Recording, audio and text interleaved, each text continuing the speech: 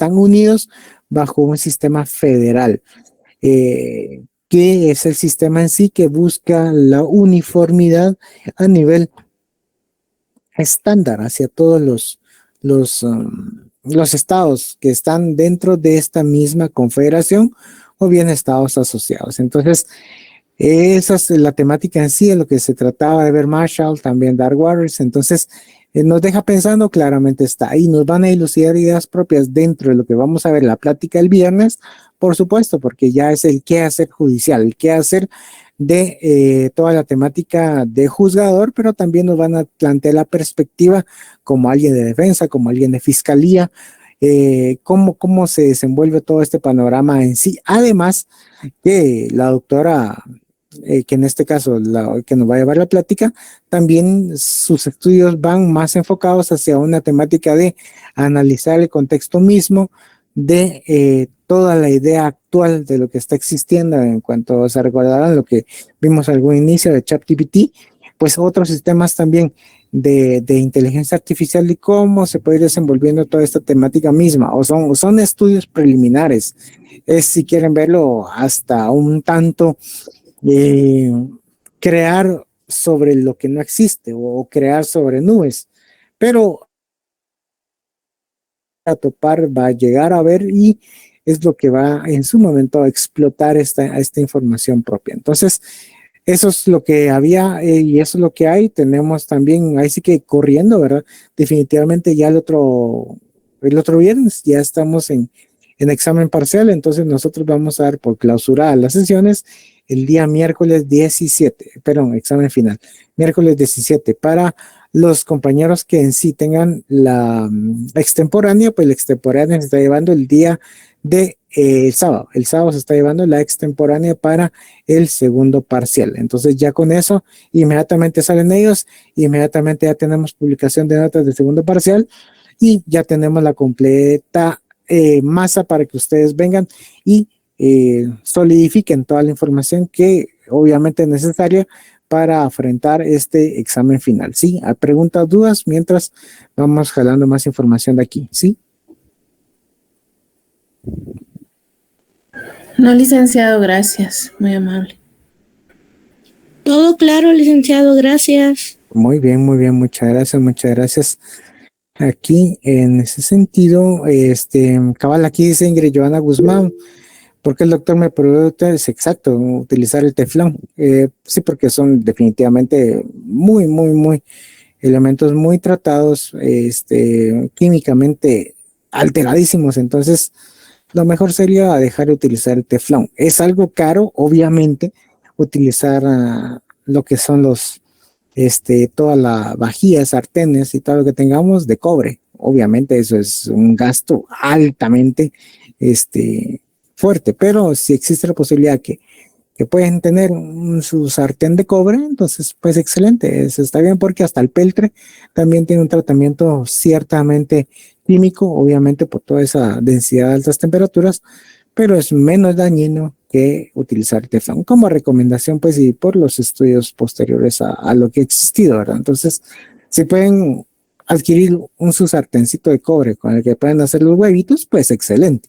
Si no, pues solamente tomar las medidas pertinentes y tratar de evitar tanto comales, porque ahorita mucho comal, ¿no? Porque hace poco compramos con mi esposa un comalito ahí en Semaco, obviamente de teflón, no aluminio, ¿verdad? Sino de teflón, así como que bueno, entonces vamos a ver qué tal nos funciona, poco a poco vamos haciendo. Obviamente la antiadherencia es lo que se paga y es como que la facilidad y la practicidad misma, pero si se puede dejar de utilizar ese tipo de información, pues vamos a ver que al menos saludablemente estamos menos propensos a adquirir cáncer, que el cáncer lamentablemente ahora es más común derivado de todos los sintéticos que nos comemos en McDonald's, en Burger King, en Wendy's, en Pollo Campero, en Pinulito, en Granjero, en Ánfora, etcétera, etcétera, etcétera. Entonces, todos los productos que obviamente ya están en tratamiento químico nos hacen más propensos y con la utilización del teflón mismo, entonces como que todavía se altera un poquito más. Entonces,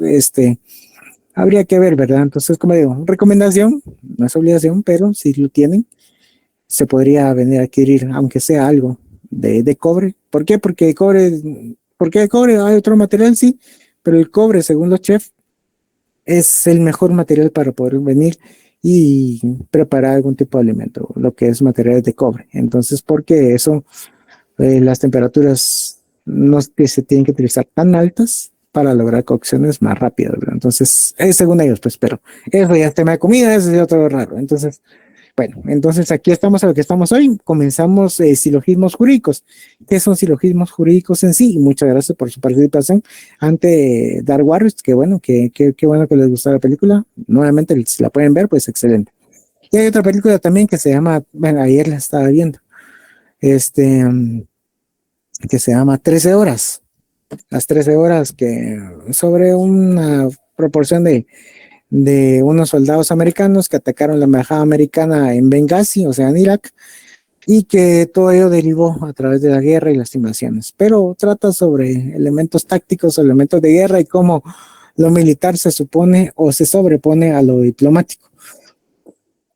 Entonces, ¿es de acción? Sí. ¿Es gringa? Por supuesto. Es así, que es en la que los gringos echan más solecito y más haciéndose los divinos, pues sí, ¿verdad? Definitivamente, eso están haciendo su película. Pero es una buena película para entretención. 13 horas. ¿Qué plataforma está? Yo creo que es donde la vi, yo creo que fue en Prime, que está ahí. Entonces, para que la vean, muy bien. Ante ello, pues excelente, podemos venir y avanzar sobre lo que es el silogismo jurídico. ¿Y qué es el silogismo jurídico? Construcción de ideas, construcción de pensamientos, construcción de conceptos en base a juicios. Y estos juicios van a tener algún tipo de sesgo cognitivo, por supuesto, van a poder ser falacias, al final van a poder ser algún tipo de elementos que nos van a persuadir bajo los 4 principios principales, o identidad o no contradicción, o razón suficiente o tercero excluido, que digamos que ese es el conglomerado, la masa grande a través de la cual nosotros vamos a analizar. Pero si lo queremos observar bajo una perspectiva más técnica, el silogismo es la construcción misma de ideas. Por eso se llama que es una pluralidad de normas que forman una unidad. Nosotros tenemos en nuestro fenómeno, nos vamos a casar aquí siempre bajo la idea del fenómeno mismo. ¿Cómo analizamos un fenómeno? Pues precisamente lo que miramos, el accidente. No sé si se dieron cuenta que actualmente las noticias de los gringos, ¿qué fue lo que pasó? Pues primero una masacre en Texas por parte de un extremista de derecha en el que bajó de su vehículo en una tienda outlet y empezó a disparar a diestra y siniestra, matando a cuantas personas. Posteriormente le dieron de baja a esta persona. Y otra persona, en otro lado, si no estoy mal, creo que también fue en Texas, no recuerdo. ¿Qué fue lo que pasó en sí? Pues pasó arrollando a muchos y matando obviamente a muchos extranjeros, inmigrantes que estaban ya en Estados Unidos y que pues aspiraban a venir a tener algún trato preferencial o que se les reconociera la calidad en cuanto a refugiados. Entonces, estos 2 ejemplos, si lo queremos ver y trasladar hacia ese mundo, pero traerlo o latinizarlo o como se diría, tropicalizarlo, lo vamos a ver así como fenómenos propios en cual nosotros tenemos que encuadrar estructuras jurídicas. Entonces, ¿qué es lo que va a pasar? Las conductas van a estar siendo normadas y las conductas de manera general van a normarse pues precisamente para ello, porque si ustedes nos retornamos, no habían dicho, a lo que es del derecho, se recordarán que el concepto primario o más bien primitivo de lo que se entiende por derecho es dar a cada quien lo que corresponde, exacto, pero el derecho en sí también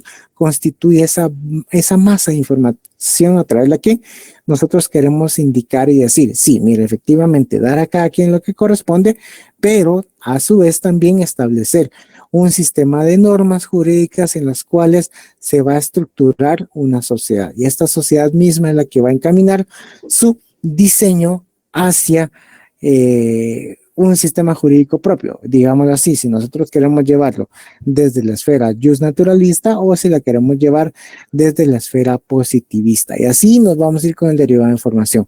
Eso como punto general. Ahora, como punto particular, vamos a saber cuál es el elemento propio a través del fenómeno que estamos viendo. Como les digo, nosotros podemos ver que están extorsionando a alguien en nuestra colonia, cerca de nuestra casa, que es lo que primero que en este caso se tendría que observar, pues que la persona tenga y presente su denuncia respectiva. Nosotros lo orientamos a que presente su denuncia, por supuesto. Entonces ya nos vamos hacia ese índole penal. Pero ¿qué es lo que tiene que venir y hacer esa persona?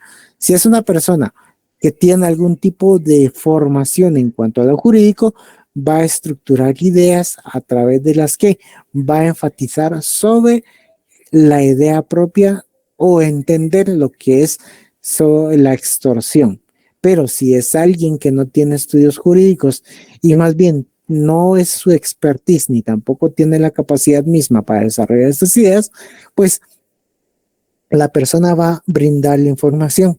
Entonces, en ese brindar la información y que nosotros la traduzcamos ya a lo jurídico, existe la tergiversación y esa tergiversación misma es lo que tiene que ocurrir de la menor manera posible. ¿Por qué? Porque nosotros tenemos que tener esa capacidad de brindar todo ese tipo de información correcta hacia lo que nos están solicitando.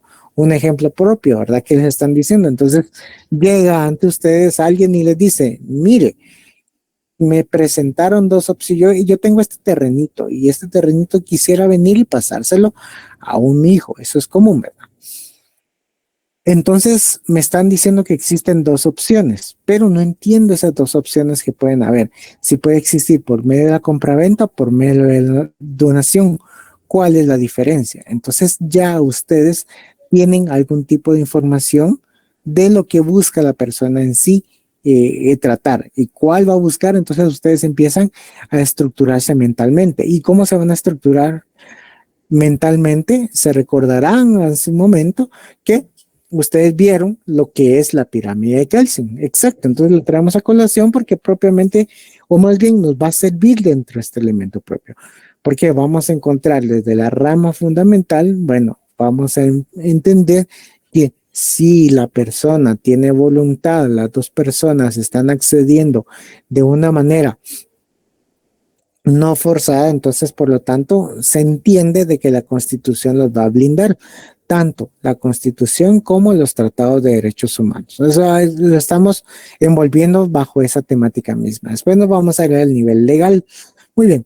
El nivel legal ya vamos a tomar la normativa a través de la cual nosotros vamos a constituir ese fenómeno, o más bien vamos a encuadrar dicho fenómeno. Entonces tomamos el Código Civil y decimos, sí, efectivamente, aquí tenemos la institución denominada compraventa y la institución denominada donación. Entonces, si esta persona me está preguntando por estos dos o por estas dos figuras, necesito darle una respuesta, pero para primero darle esa respuesta, debo entenderla, ¿verdad? Entonces, cuando ustedes desarrollan una idea propia de que les da y empiezan a hablar y hablar y hablar y no se centran bajo ese precepto, entonces allí se establece que el jurista, en este caso la persona, no tiene la información correcta ni clara de lo que primero va a entenderse por el fenómeno y segundo, cómo lo va a traducir jurídicamente. Entonces, al darle 1000 vueltas al asunto, es como contestar un examen, ¿verdad? Le damos vuelta al asunto, repetimos muchas veces la misma idea, pero sin aterrizar, entonces no respondimos nada. Entonces, eso es lo que buscamos en sí. Y el nivel base que me establece esta pirámide misma, ¿qué es lo que me va a decir? Ahí estamos, sentencias, normas, contratos y testamentos. ¿Qué es lo que estamos buscando? La formalización misma de esta voluntad de estas dos personas. ¿Y cuál es la formalización? A través de un contrato. Ahí es, y ustedes se recordarán, ¿verdad? Que un contrato es ley entre las partes, ¿sí? Al momento de dilucidarse algún tipo de conflicto, ellos lo van a trasladar hacia los juzgados pertinentes, pero el juzgador primero tiene que observar, y eso es lo que vamos a hablar el viernes también, tiene que observar si estas dos partes, en este caso la persona A y la persona B, firmaron un contrato y se tiene que ceñir a lo que está establecido en el contrato. Dicho contrato, obviamente, tiene que cumplir con todas, primero, las calidades que establecen los códigos. Segundo, tienen que venir y cumplir con los requisitos previamente establecidos de legalidad, por supuesto, ¿verdad? Digamos que no puedo decir, bueno, mire, yo estaba vendiendo 20 kilos de cocaína y la persona no me, obviamente no, porque eso no es un bien lícito a través del cual se pueda pactar. Que se esté dando de manera obscura, pues definitivamente, pues, pero eso se entenderá de que no es un bien de tráfico ilícito, por lo tanto no es sujeto a algún tipo de compraventa respectiva. Entonces, tiene que cumplir este nivel base que tiene que ser observado por el juzgador para así venir y conocer el fenómeno mismo, a desarrollar y analizar. Entonces, ¿cómo lo va a encuadrar? Bajo los preceptos jurídicos que se entenderá el fenómeno que estamos actualmente viendo. ¿Sí? ¿Algún tipo de duda, pregunta, por favor?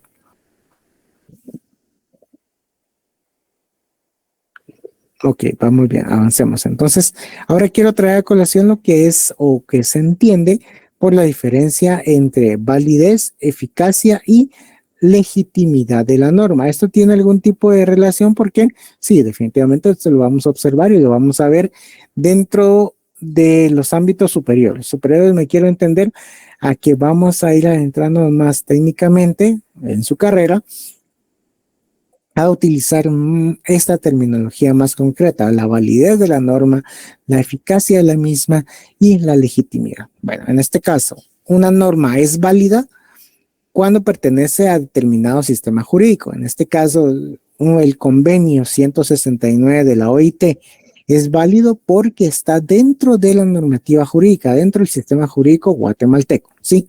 Es eficaz cuando rige en los hechos la conducta social. Busquemos una norma que sea eficaz. Si lo queremos ver así, podemos hablar del Código Civil. El Código Civil es una norma eficaz porque se va cumpliendo las partes correspondientes en sí. Queremos entender que es una norma no eficaz. Vamos a ver algún tipo de normativa que solamente va a regir algún momento o que, un caso concreto, una norma no eficaz. Se recordarán que ahorita ya el peaje ya no existe, ¿verdad? Aquí en la carretera para el puerto, sí, ya no está. Ya esa concesión del Estado ya no está realizando, entonces por lo tanto el paso libre. Y se recordarán que hace un momento, dijeron, bueno, sí, efectivamente van a pasar todos excepto A, B, C, D, ¿verdad? O sea, todos los carros tienen permitido pasar excepto 1, 2, 3 y 4. Fulano y Mengano, ustedes no pasan. Va. Entonces, ¿qué hicieron? Obviamente presionaron. Entonces, ahorita, ¿qué fue lo que en estos días salió? Salió de que sí, efectivamente, por lo tanto, todo tipo de transporte sí puede circular dentro de la autopista Parina-Escuintla. Muy bien, entonces ya se dejó abierta.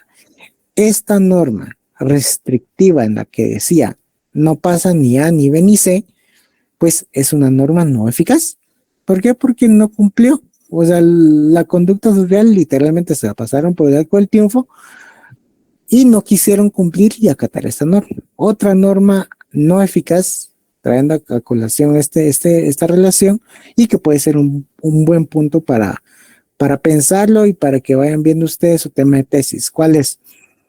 Se recuerdan de que existe o hay una normativa en la cual se obliga a todo el transporte público, a todo el transporte de carga, a tener un seguro de vida, un seguro contra terceros, de daños contra terceros. Muy bien, entonces allí esa circunstancia está eternamente la están prorrogando. ¿Por qué? Porque primero los dichosos de transporte público y transporte de carga, pues ellos no quieren venir y pagar ese seguro. Ya verán la cantidad de accidentes que provocan estas personas debido por el descuido o mal manejo de las unidades que ellos conducen. Entonces, por lo tanto, esta norma no es eficaz porque si bien está, pero no está regulando lo que en sí o para lo que realmente fue creada. Les estoy dando un ejemplo de lo que es una norma eficaz y lo que no era una norma eficaz. Muy bien, ahora bajemos a la legitimidad. ¿Qué es una o qué se entiende por una norma legítima? Es cuando la población cree que la norma está moralmente justificada. Aquí es más difícil todavía. ¿Por qué? Buscar que todos los guatemaltecos estemos identificados con una normativa en sí, o sea, se dé esa legitimidad que establece o que busca la población en sí para que esté moralmente justificada. Si lo queremos ver así, una norma que en su momento fue legítima y lo vimos y la adoptamos todos como legítima fue los estados de excepción o los estados de emergencia que surgieron en cuanto a la restricción de la locomoción, los estados de sitio que podrían existir al momento de que se dio la emergencia del COVID-19. ¿Se recuerdan? 4 de la tarde era la última hora en que se podía circular. Entonces, por lo tanto, ustedes miraban desde las 2 de la tarde el tráfico intenso en el Puente del Incienso, en el Puente Belice, etcétera, etcétera. Taylor Batres, Martí, zona 17, zona 5, toda la San Juan, toda la Roosevelt. Entonces, bueno, por todos lados había caos, ¿verdad? Entonces, ya. Pasaban las 4 de la tarde y al menos yo lo que hacía ponía el TN23, ¿verdad? ¿Qué es lo que ponía? Y decía ahí los patrullajes en vivo y qué personas agarraban y o sea, todo ese show mismo, nosotros mismos le dimos legitimidad.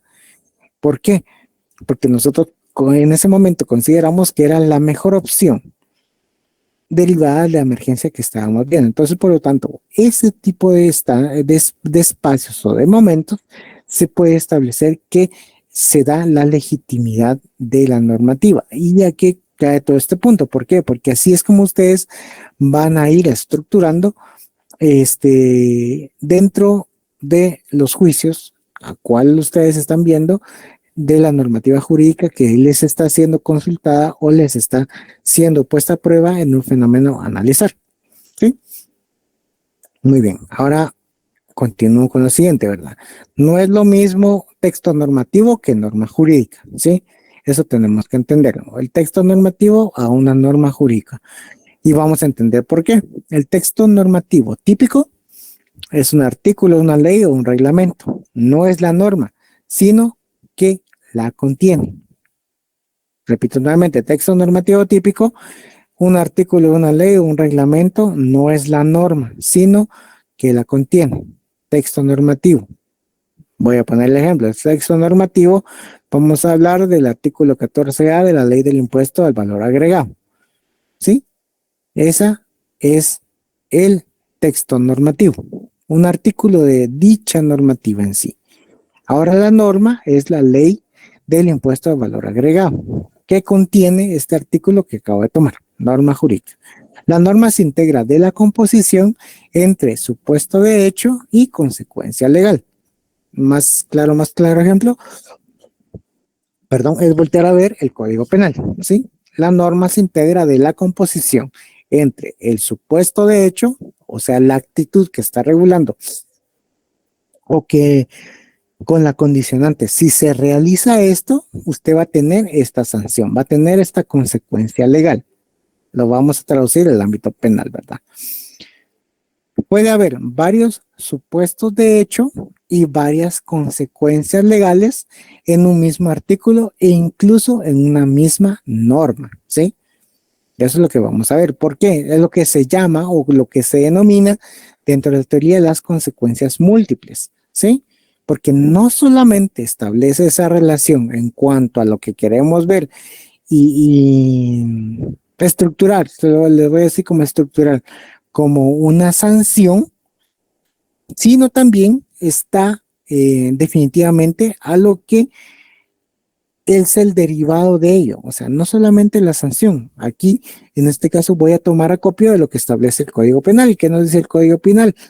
Hay un delito relacionado en el que se condena o sea, se condena a la persona, claro está, y se le sanciona también con la limitación a su actividad, ¿sí? Entonces quiero venir y que se recuerden a lo que está conociéndose, ¿verdad? A lo que se está derivando de lo que es el cohecho.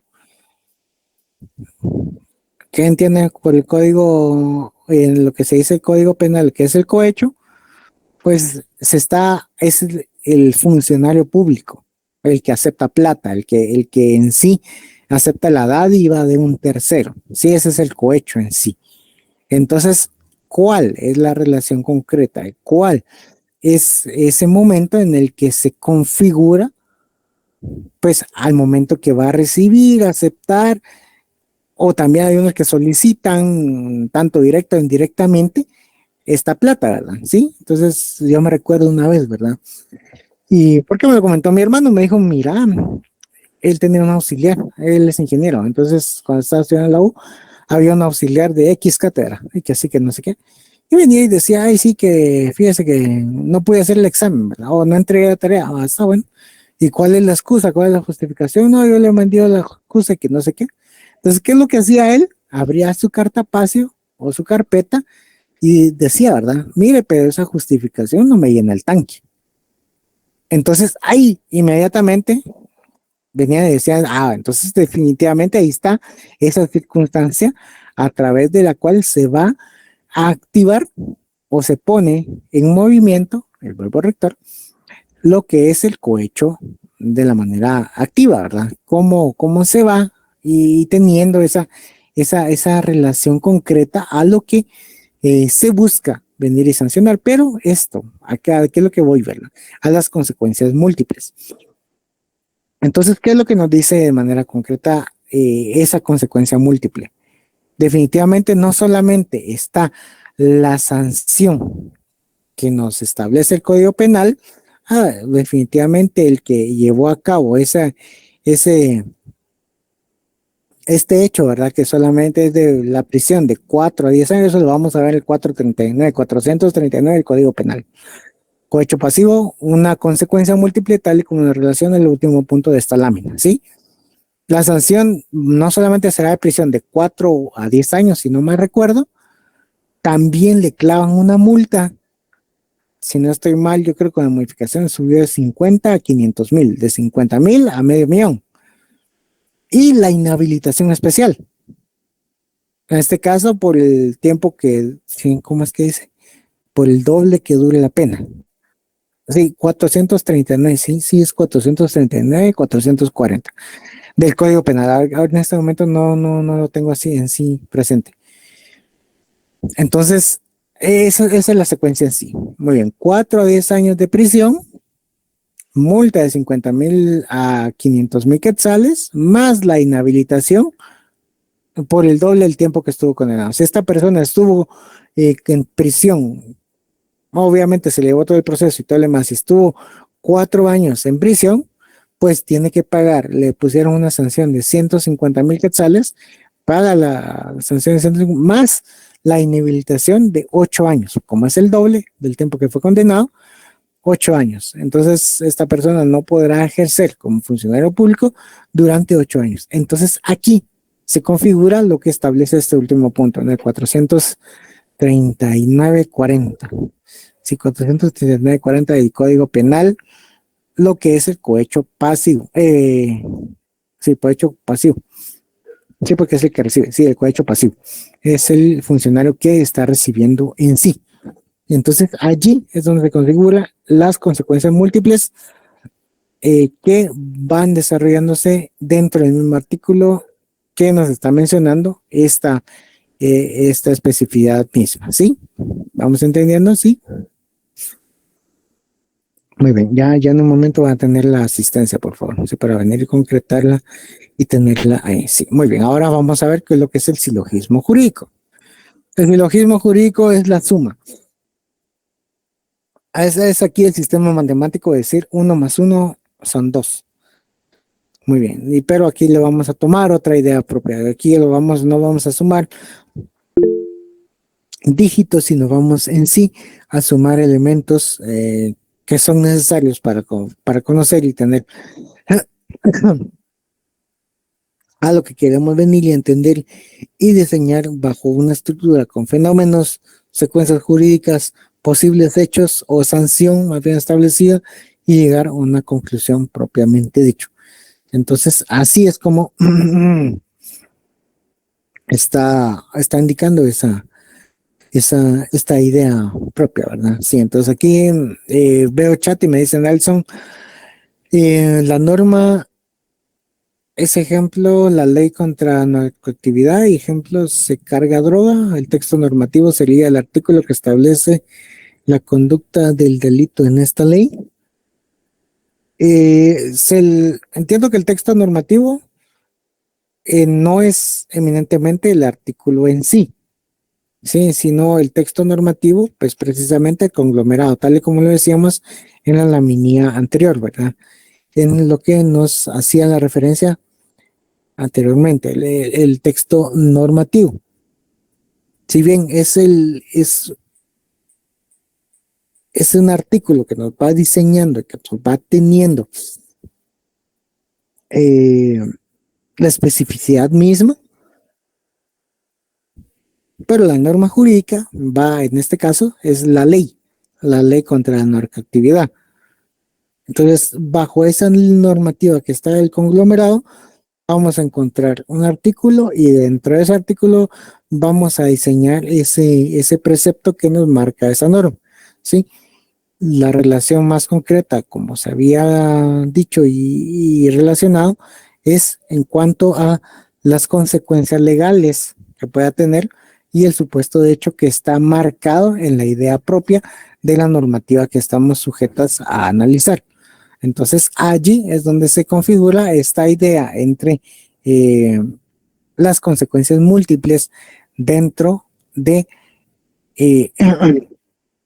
los supuestos jurídicos que pueden existir en la normativa propiamente diseñada, ¿verdad? Entonces, les digo, en lo penal, ahí es donde encontramos más gráficamente y está más diseñado toda esta secuencia que estamos viendo, ¿verdad? Sí.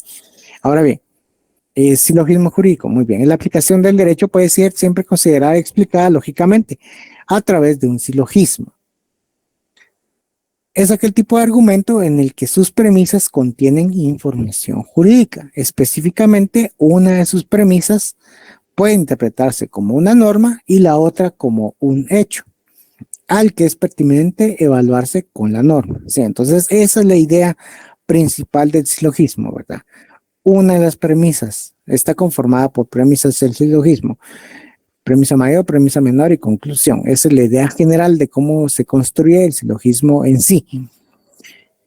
Pero dentro de ello está establecido de que una va a ser la normativa jurídica y la otra el hecho. Y por ende va a derivar la consecuencia a la creación misma de ese elemento que está siendo sujeto a la evaluación en sí. Muy bien, ¿cómo vamos a diseñar o graficar más bien este elemento? Que es el proceso lógico que sigue el razonamiento jurídico para llegar a la decisión partiendo de unas premisas propuestas, lo que suele denominarse justificación interna de la decisión jurídica. Ahora bien, ¿cómo lo vamos a ver? Un silogismo jurídico, una premisa mayor, una premisa menor y una conclusión. Sí, o técnicamente, o más bien dicho, formalmente, ¿cómo se va a ver? Si P, entonces Q. P es pluralmente y tenemos Q.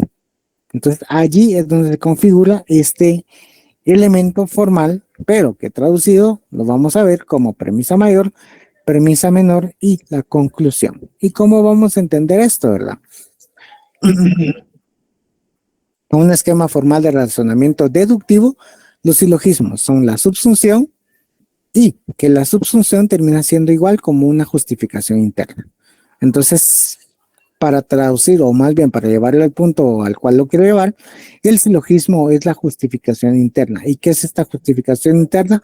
Es chocar normativa, hechos, para venir y derivar una consecuencia a lo que nosotros queremos ver, el resultado en sí que estamos buscando o cómo se indica en sí la decisión jurídica que nosotros vamos a estar tomando. Sí, ¿por qué? Lo vamos a ver con la señora jueza, nos va a decir, ella sí va a tomar una decisión. ¿Por qué? Porque le presentan los fenómenos, tiene literalmente la norma y si encuadra uno con otro, pues la decisión, digamos así en términos comunes, estaría fácil. ¿Por qué? Porque solamente es de concretar, chocar estas realidades ante lo que tenemos. Atención, ya está la asistencia colgada en la plataforma. Hoy sí, de manera correcta, ¿sí?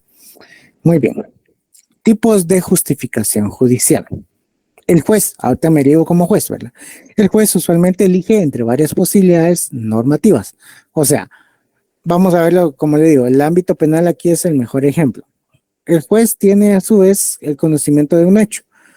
Lo puede encuadrar dentro de las diferentes ramas penales que pueden existir, normativas, ¿verdad? O puede agarrar el Código Penal, o puede agarrar la ley de narcoactividad, o puede agarrar la ley de armas y municiones, o puede agarrar en sí la ley de femicidio y demás, ¿sí? Entonces allí es donde viene y va a tomar esa amplitud, ese abanico de posibilidades normativas, de los cuales va a tomar evidentemente todo el raciocinio en sí. Pero aquí lo penal se complica porque existe ya sea una querella o existe una denuncia en la que ya se establecen unos supuestos, ¿sí?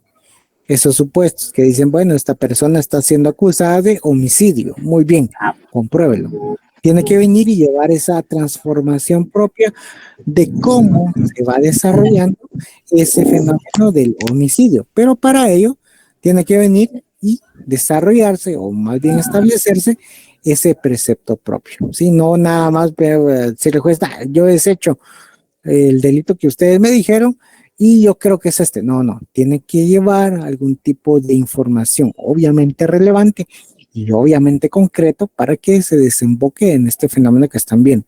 Ah, bien, pero yo he visto en noticias que dicen que existe el auto de reforma, del auto de reforma de procesamiento, o que sí, definitivamente el juez varió en este caso y consideró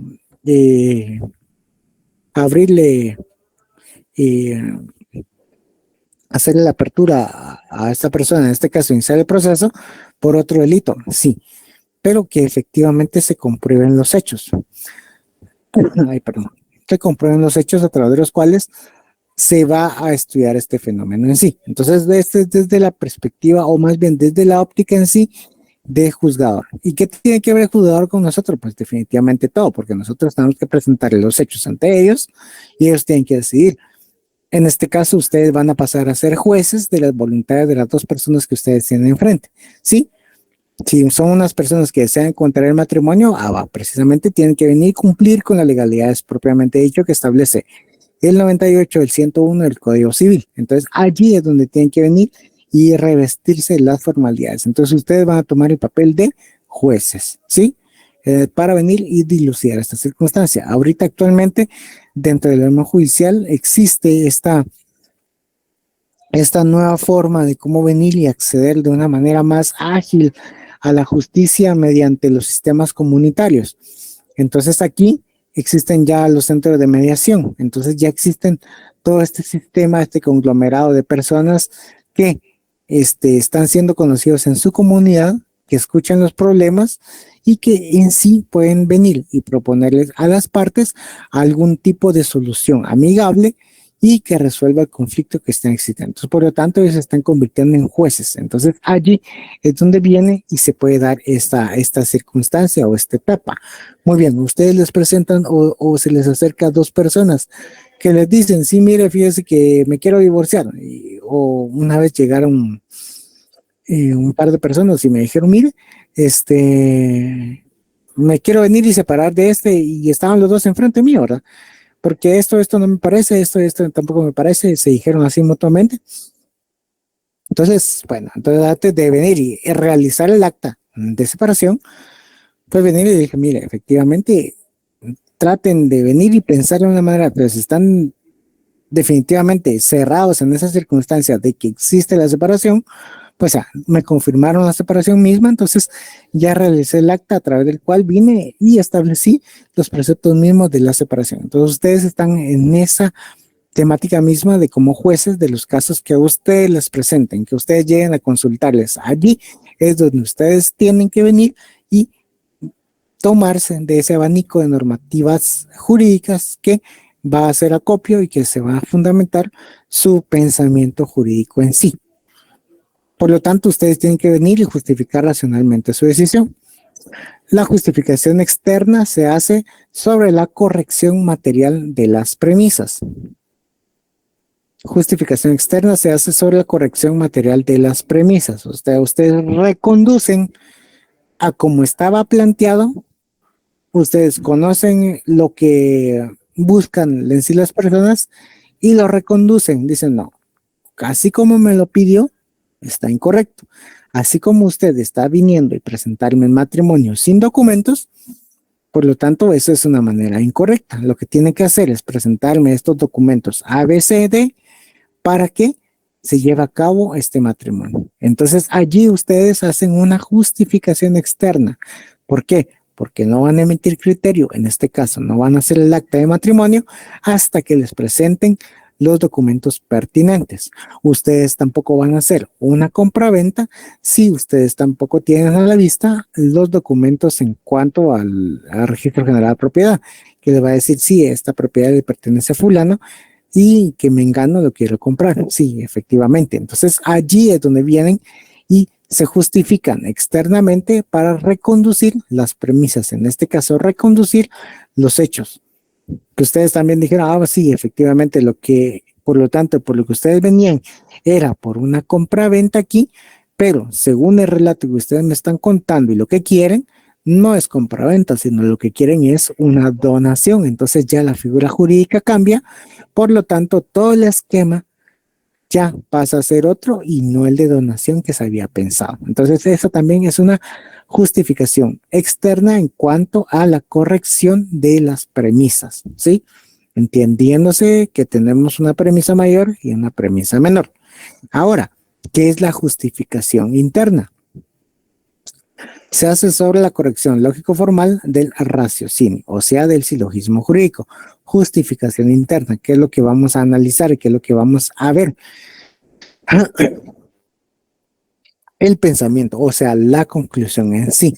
Si ustedes rectificaron antes y dijeron, mire, para cumplir el matrimonio tiene que presentarme estos documentos, y una justificación interna sería en este momento, ¿verdad? Hacer una corrección lógico-formal. Muy bien.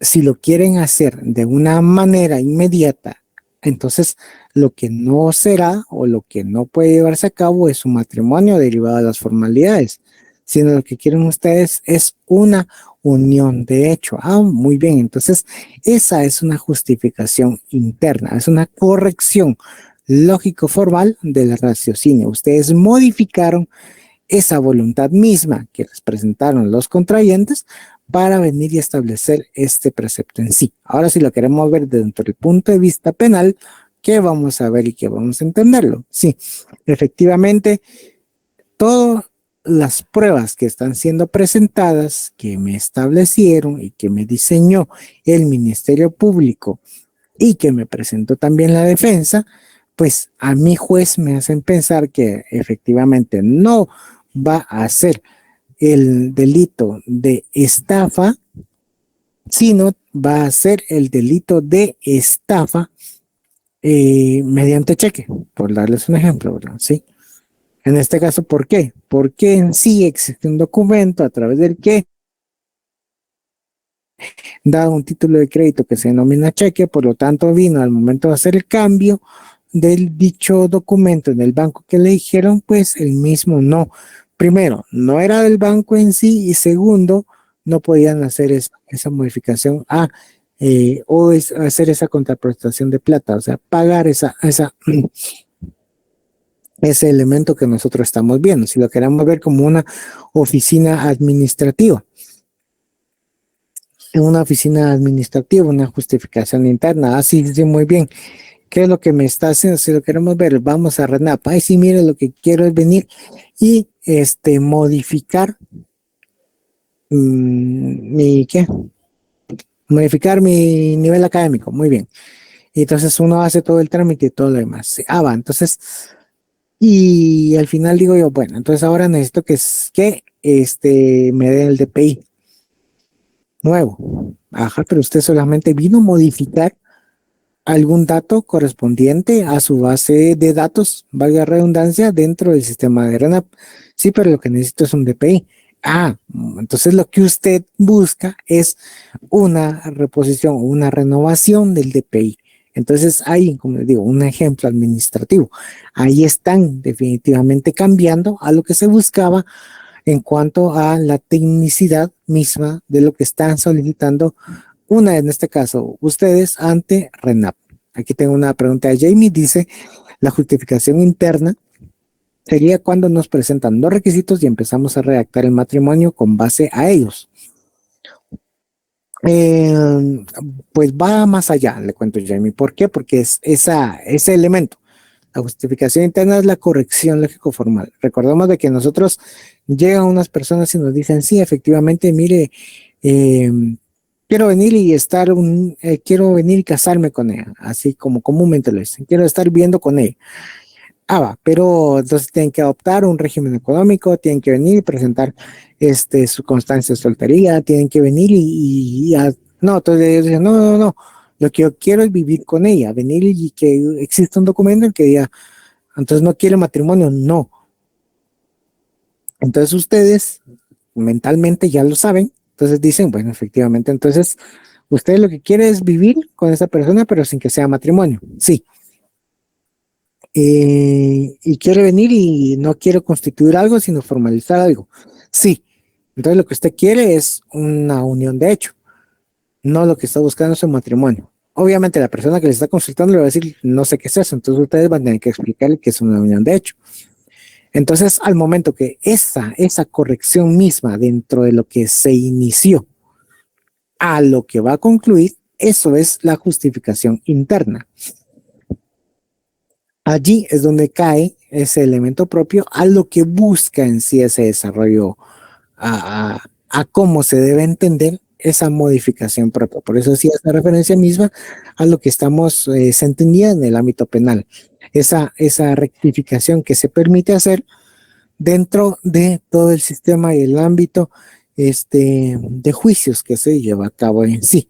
Pero todo esto en lo penal, claro está, se tiene que venir y evidenciar, obviamente con medios probatorios, y fundamentar de la mejor manera para que no existan dudas y se logre una posible imputación hacia la persona que está siendo sindicada de la comisión de un hecho delictivo. Entonces a esa circunstancia se da y es como se desarrolla una justificación judicial. Muy bien.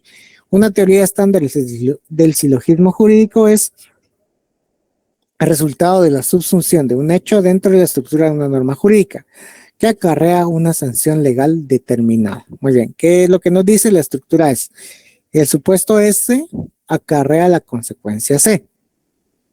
El hecho H es igual al supuesto S. En conclusión, el hecho H acarrea la consecuencia. ¿Y cómo lo vamos a derivar? El ejemplo más básico es el de homicidio, ¿verdad? Sí, quien diera muerte a una persona. Eso que nos dice en la primera línea. El supuesto S acarrea la consecuencia. Quien diera muerte a una persona será sancionado con pena de prisión de 25 a 50 años. El hecho es igual al supuesto. Juan le dio muerte a una persona, X. Entonces la conclusión es que Juan va a tener la consecuencia que nos dice el homicidio, una sanción de prisión de 25 a 50 años. Así es como se construye un silogismo o una teoría estándar de lo que se puede entender como un silogismo judicial. Desde el punto de vista jurídico, cómo se da una estructura. Por eso les decía, lo penal nos da amplio margen, por supuesto, porque es lo más flexible que podemos llegar a conocer en ese ámbito, ¿sí? Muy bien. Las condiciones para una premisa mayor, la premisa mayor obviamente es la primera que tenemos aquí en línea, que nos va a decir, está basada en una norma primaria. Todas las normativas, todo el Código Penal son normas primarias. Todas las que te acarreen algún tipo de sanción van a ser normas primarias en el ámbito penal. Aparte va a ser dentro del ámbito civil, aparte del ámbito administrativo, pero para efectos prácticos el ámbito penal, aquí es donde se diseña propiamente hecho una norma primaria. Su estructura va a ser que va a existir un supuesto y va a existir una consecuencia, lo que nos dice el Código Penal. ¿Qué nos dice el homicidio? Quien diera muerte a una persona, sanción de 25 a 50 años. Muy bien. Supuesto y consecuencia. El supuesto es la descripción de un hecho y la consecuencia es la calificación legal. Va a ser siempre afirmativa. En este caso, vamos a entender que es afirmativa porque nos dice quién diere muerte, ¿verdad? O sea, tiene que existir la persona que esté muerta para que se configure el hecho jurídico de el homicidio que estamos viendo. Normalmente hay varias en un mismo artículo normativo. Eso lo vamos a ver en estructuras más complejas del Código Penal. Me remito nuevamente al cohecho pasivo. Recuérdense en sí lo que les dije, el 439, 40 del Código Civil, que ahí nos hace una relación concreta de qué funcionario, cuál es la actividad misma, cómo se entiende esa practicidad para adquirir plata de una persona que está fuera de la institución, que no es funcionario judicial, o más bien que no es funcionario administrativo, que no es un funcionario público. Por lo tanto, ese hecho mismo nos va a encuadrar este elemento. Hay varias en un mismo artículo normativo, o sea, varias premisas mayores dentro de este artículo normativo. Sí, un ejemplo 439 que nos dice cómo se va a entender el cohecho en sí, cómo se establece quien recibiere, quien facilitare, etcétera, etcétera. Entonces ahí es donde se da varias premisas mayores dentro de este elemento en sí. Ejemplo, como justificación interna vamos a entender, ¿verdad? La norma, el que robe será penado. El hecho, Juan ha robado. Conclusión, Juan será penado. Sí, lo que vimos anteriormente con el ejemplo del homicidio en sí. Y argumentos contradictorios. ¿Cuáles son los argumentos contradictorios? Pues lo que nos dice o lo que nos colisiona un punto A con un punto B. ¿Cómo lo diseño? ¿Cómo lo relaciono? Con una canción de Arjona, que dice acompáñame a estar solo, ¿verdad? O me acompañas o no estoy solo. Entonces esa verificación, si lo queremos ver desde el punto de vista así común, son argumentos contradictorios. ¿Por qué? Porque no van ligados de la mano, no tienen una secuencia normativa, una estructura lógica a través de la cual se puede tomar los elementos propios. ¿Cuál vamos a ver dentro de una normativa o como un argumento contradictorio? Pues la verificación misma que nos decía un artículo declarado constitucional que ahorita se me viene a la mente, que es el 14 tercer párrafo de la ley del impuesto a valor agregado, con lo que dice el artículo 12 de la ley del impuesto a valor agregado. Estos son argumentos contradictorios. ¿Por qué? Porque me decían métodos diferentes para entender lo que es el hecho generador al momento de el cobro del impuesto respectivo. Sí, entonces argumentos contradictorios, 14A, tercer párrafo, ya declarado inconstitucional de la ley del impuesto a valor agregado con el artículo 12 de la ley del impuesto a valor agregado. Son argumentos contradictorios y un ejemplo, como les decía, un tanto propio, la canción de Arjona, acompáñame a estar sola. Entonces, por favor, un gusto, nos miramos el viernes, por favor puntuales, porque así tenemos buena plática con la doctora, ¿sí? Licenciado, disculpe una pregunta. Sí, claro. ¿Estos argumentos contradictorios tienen que estar en la norma, en el artículo, se podría decir, licenciado, o no? Sí, estos los encontramos colisionados, sí, gracias Jamie. En este caso los encontramos colisionados, como les hacía referencia. ¿Por qué? Porque entre la misma norma jurídica vamos a encontrar dos artículos o dos textos normativos en el cual nos relacionan ideas contrarias. Les hacía referencia del 12 de la ley del IVA con el 14A, tercer párrafo de la ley del IVA, que nos dicen que es un hecho generador o cómo se reacciona el hecho generador, pero lo hacen de manera diversa, o sea, lo hacen de manera contraria, que una me permite un punto y la otra me obliga a hacer otro punto. Entonces, ¿cuál es el correcto? ¿Y cuál es el que me beneficia a mí? Entonces, allí son normas contradictorias. ¿Sí? Sí, licenciado, muchas gracias. Feliz noche. Gracias, Jamie. Feliz noche. Sí, Alexis, por favor. Feliz noche, licenciado. Licenciado, disculpe. Noche, licenciado, gracias. Buenas noches, licenciado, gracias. Feliz noche, licenciado. Feliz noche. Sí, Alexis. Mira, licenciado, disculpe, fíjese que yo tuve un inconveniente ahorita en la tarde. Fíjese que estaba trabajando y le envié la hoja de trabajo, el ensayo, ¿verdad usted? Pero se lo envié solo por Classroom. Entonces, yo le había cargado el correo electrónico, pero al parecer no llegó porque salí muy rápido de la casa y se me fue el internet, ¿va usted? Hasta que vine, me percaté que no le había llegado. Va, entonces hágame un favor, escríbame al correo institucional esta información y voy a verificar, ¿o ya? Ya se lo escribí por chat y por correo, también le mandé un mensaje y apuntando a la tarea. Listo, muy bien. Entonces, Bien, estoy ya disculpa, con ese dato, licenciado. te voy a ubicar, ¿veo? Es primera vez que ocurre ese inconveniente, así que mil disculpas. Va, está bien. Entonces, por favor, el viernes todos ahí atentos, por favor, que tenemos plática muy importante. Se cuidan. Muy amable. Gracias. Gracias, Lick. Feliz noche. Gracias, Lick. Feliz noche. Feliz noche, que descansen y feliz día de Muchas la madre. gracias, licenciado. Feliz noche.